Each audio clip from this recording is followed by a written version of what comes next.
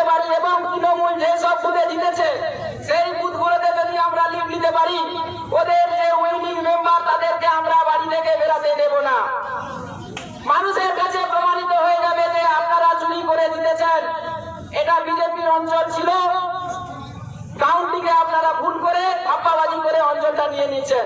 ওদের থেকে অঞ্চলটা খুব তাড়াতাড়ি আমাদের ছাড়িয়ে নিতে হবে। আর দাদার যোগ্য জবাব দেওয়ার জায়গা কোনটা? না, এই লোকসভা নির্বাচনে যিনি 1 নম্বরে ভিড়ে থাকবেন অভিজিৎ গাঙ্গুলি। অভিজিৎ গাঙ্গুলিকে আমরা প্রত্যেক বুথ থেকে 9টি অঞ্চলে লিড দেব এবং তৃণমূলকে বুঝিয়ে দেব যে আপনাদের দিন শেষ, আপনাদের খাওয়া খাই শেষ। আমরা নিজেদের লোককে, তৃণমূল কি করে ঘরটা নিজেদের লোককে দিবে, আইবিএসটা নিজেদের লোককে দিবে, বিজেপির লোক গেলে কোনো স্থান নেই।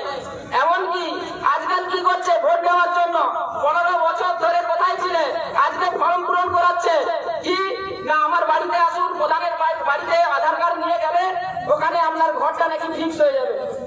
করছে কিনা? এখন করছে তো নাকি?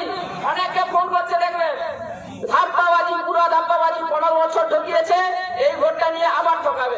একদমই দিবেন না ভোট, কোনো ভোট নয়। ভোটকে আপনাদের আবাস যোজনার টাকা কে দিচ্ছে? প্রধানমন্ত্রী আবাস যোজনা, তাই তো? বাংলা আবাস যোজনা বলে চালাচ্ছিল, তারপরে কি করলো? ঘরে মুছে দিয়ে, রং দিয়ে মুছে আবার কি করছে? প্রধানমন্ত্রী আবাস যোজনা। তাহলে কে দিচ্ছে? কে দিচ্ছে? সেন্ট্রাল দিচ্ছে।